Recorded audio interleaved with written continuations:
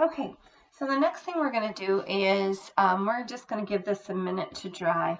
And then what we're going to do is we're going to come in and I'm going to darken one of these colors up just a little bit. Can add a little bit into this one too.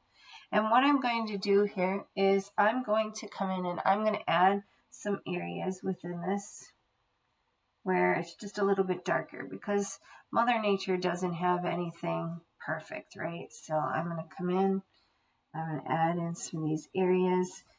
Make certain there's plenty of water in. These are still wet so they can kind of bleed through.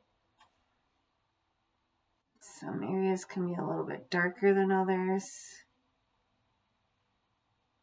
But what I want to be careful of is I want to make certain that these are not, let's see if there's less glare there, that they're not perfect. So again, you can see how different areas are filling in different ways. I'm not trying to make these all look the same. I don't want to have the whole thing filled in. I just want to have some areas of color here and there on my trees. So I'm going to just kind of haphazardly fill some of this in. I can even make some a little bit darker if I want.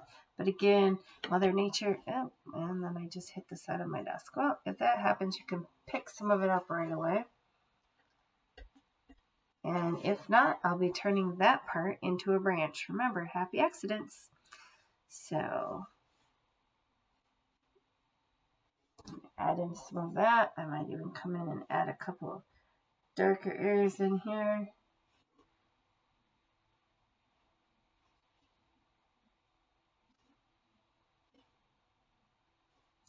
Darker in some spots. This one kind of got a lot, and so it's smeared. So I might add in a little bit more here.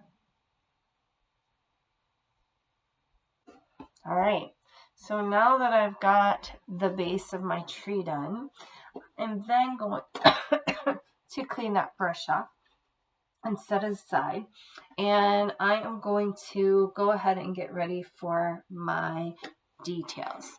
So the details are what makes this project work. And for the details, we do not want a lot of paint on our brush.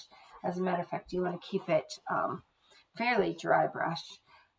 It's okay if your trees are still a little bit wet, but we're going to come in with details, and we're going to start by just adding lines. And I might need to add in a little bit more black to that just to make it a little bit darker. We want to use a very fine brush, and we want to add in, I'm not going to give you a number, but you also want to make it look pretty natural. So you want to kind of go between the sides, start adding in some lines, change the spacing a little bit.